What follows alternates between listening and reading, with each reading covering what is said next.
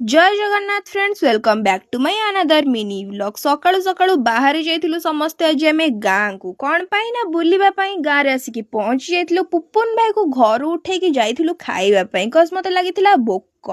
पहुंची सारिया परे भाबिथिलु कोन खाइबु। फर्स्ट आमे ऑर्डर कर देथिलु मसाला पापड़, जोटार टेस्ट कोन थिला मु जानिनी कस मु खाइनी।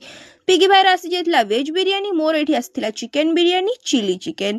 पिगी भाई नॉन वेज खाइनी सेति पाई तार वेज आसीथिला। एडी खाइ सारिबा परे आसी जाइथिला मसाला कोल्ड ड्रिंक्स।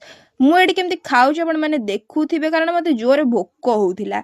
खाइ सारिया परे घरु को आसी जाइथिलु। घरु एडी समस्तंकटु विदाय ने कि पुणी थरे आम माने चलथिलु कटक अभिमुखे।